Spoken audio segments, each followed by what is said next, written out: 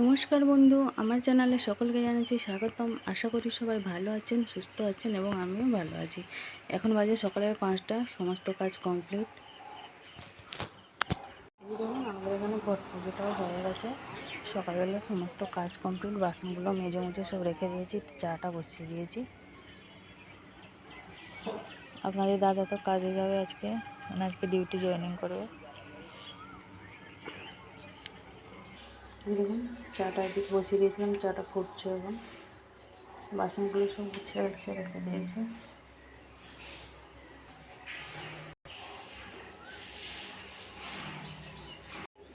এই যে দেখুন, ভাতটা বসিয়ে দিয়েছি। একটুখানি সবজি তরকারি করব। কালকে যে বাজার থেকে বরবটি নিয়ে এসেছিলাম আর কুমড়োটা একটুখানি রেখে দিয়েছিলাম, পুঁইও আছে। আজকে ভাবছি পুঁই শাকটা করবো না, পুঁই শাকটা থাক, বরবটি আলু কুমড়ো দিয়ে একটা মিক্স তরকারি করব। আর দেখছি কি হয়। আপাতত ভাতটা বসিয়েছি। শুনু চলে গেছে পড়তে, আপনাদের দাদাও চলে গেছে ডিউটি।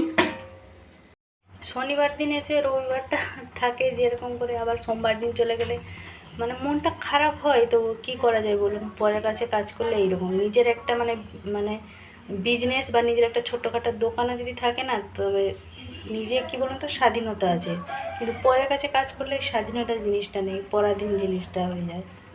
তো সেইরকম ব্যাপার, মনটা একটুখানি খারাপ হয়েছে, ভাল লাগছে না। চলে যেত মানে সোমবারটা কাল 3টা থেকে গেছিলো, তবু আমাকে সেখানে দেবীপুর মানে দিয়ে এসছে, দুপুরবেলা আবার ওখান থেকে গিয়ে নিয়ে এসছে। সেই জন্য মনটা একটুখানি খারাপ, কিন্তু কী করা যায় বলুন, পরের কাছে কাজ করলে। আর আমরা হচ্ছি খেটে খাওয়া মানুষ, আমাদের মানে পরের কাছে কাজ করতেই হবে, কিছু করার নেই। সেই জন্য চলুন তাহলে এবার দেখি কী তরকারিটা রান্না হয়। এই যে দেখুন, আমাদের 2 দিন রেখে দেওয়া হয়েছিল আমটা নুনের মধ্যে দিয়ে। এবার এই যে এইভাবে 2টো রোদ দেখানো হবে, তারপরে মানে দেখাবে। হ্যাঁ, 2টো রোদ মানে আজকে দেব আর কালকে দেবো না, আবার পরশু দিন ঠিক এভাবেই পিঠ বাটেই মানে শুকনো হবে। তারপরে আবার একদিন ছাড়া পেট দিয়ে শুকনো হবে। 3টে রোদ খাওয়ার পরে এটা আমাদের কমপ্লিট হয়ে যাবে। এই দেখুন, রোদে শুকনো দেওয়ার পরে কিন্তু এই জলের মধ্যে কিন্তু মাখিয়ে রাখতে হবে। এই জলটাই হচ্ছে আমশির সার, ওতে হচ্ছে লবণ জল সব। এর মধ্যে 2 দিন রাখলে কি হয়, ভালোভাবে সেদ্ধ হয়ে যায় আমটা, কাঁচা আমটা। ওটা দেখো মা, উল্টে পড়েছে।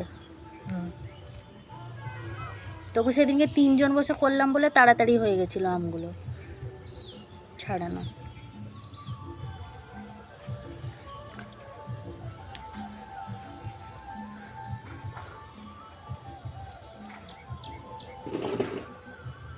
বেলি ফুল গাছটায় কত দেখুন ফুল ফুটেছে।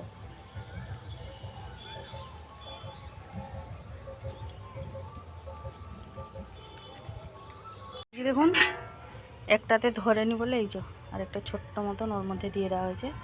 টক জলটা রোদেই রাখা হয়েছে, গরম হবে, তারপরে এর মধ্যে আবার গুলিয়ে রেখে দেওয়া হবে। কালকে দেবো না, আবার পরশু দিন ঠিক এভাবেই দেবো। ওই একটা আম গোটা থেকে গেছে, ভুলে আঁটি হয়ে গেছিলো মনে হয়, কাটা যায়নি। বেঁচে গেছে 9টা, রান্নাবান্না সব কমপ্লিট। একটুখানি ডাল করেছি আর এই যে বরবটি আলু কুমড়ো দিয়ে একটুখানি সবজি একটা তরকারি করেছি। এগুলো হচ্ছে আমাদের আজকে দুপুরের লাঞ্চের মেনু। শোনো আরও বাকি আছে, আধ ঘন্টা পরে মনে হয় আসবে। এখন 4:45 চলে এসেছি রান্না করে। একটুখানি রাত্রিবেলা ছোলা ডাল করব। ছোলা ডালটা একটুখানি প্রেসারে সেদ্ধ করে নিচ্ছি, রুটি করব। তো এখন বায়না, তাকে ঝালমুড়ি করে দিতে হবে। আর এই যে চপিং বোর্ডে আম কেটে খেয়েছে একা একা। একটা পাকা আম ছিল কালকে, ওটা কেটে খেয়েছে।